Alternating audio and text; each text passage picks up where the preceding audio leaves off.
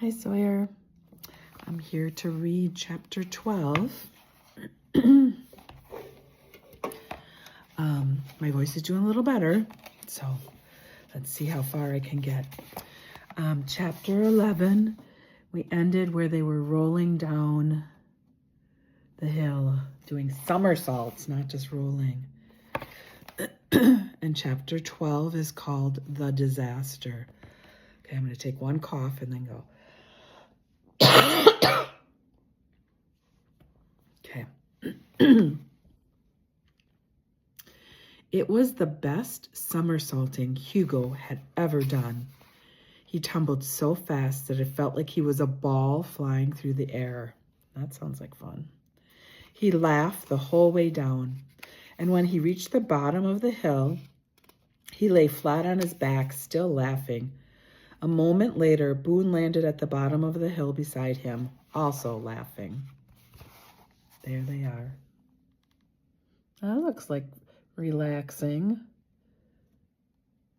That makes me think of summer, like when you can just lay in the grass or on the beach. I'm going to do that. When they had caught their breath, they sat up and looked around. No gremlin shoes. Hugo jumped to his feet. Let's try again. They scrambled back up the hill and somersaulted down again, then twice more, because they were sure they could go even faster.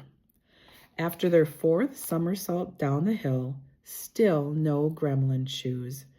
Hugo said, I'm beginning to think that somersaulting for gremlin shoes might be made up. Well, I have read all about gremlins, Boone admitted, and I never read anything about somersaulting for their shoes. It is a fun game, though, Hugo said.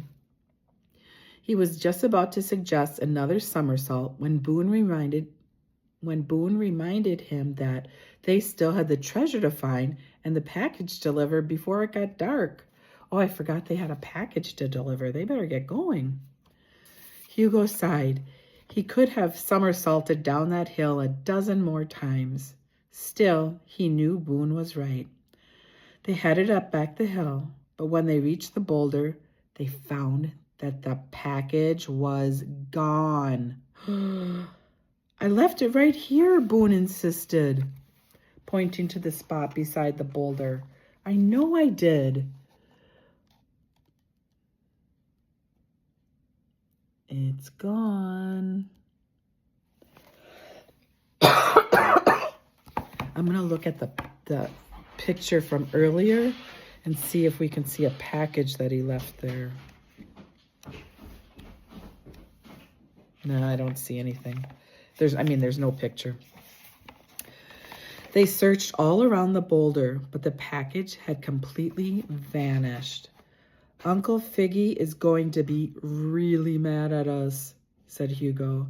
He'll want us to give him back the nubbins he paid us, Boone said. Which we don't have anymore, said Hugo miserably. And we'll probably have to pay for whatever was in that package. So unless we find Mr. Winterberry's treasure, we are in big trouble. How could the package just disappear? Hugo asked. Someone must have taken it. I didn't see anyone, did you? Boone shook his head. But then Hugo thought of something. Maybe a gremlin stole the package, he said. Boone considered this possibility. Gremlins are mischievous, and they are very small. The gremlin could have snuck through the high grass, Hugo nodded, and then dragged the package into the woods.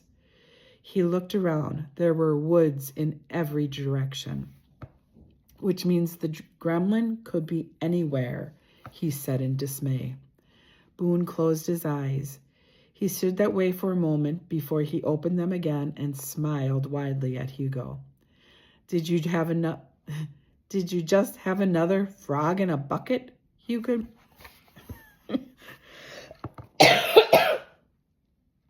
Oh, try that again.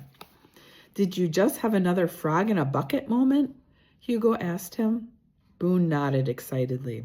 So, how will we find the gremlin? Hugo asked.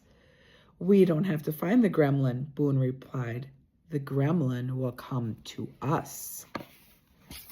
I wonder how the gremlin's going to come to them. Oh, I'm sorry. That one didn't sound good. Okay, well, because of that, I'm going to stop now. So that was chapter 12. Chapter 13 is tomorrow, and it's called Gremlin Shoes. And 2 more days, right? Wednesday, Thursday, I get to see you. So sleep tonight and sleep tomorrow night. And then we'll get to see you at the cabin. All right, have a good night, Sawyer. I love you much. Bye.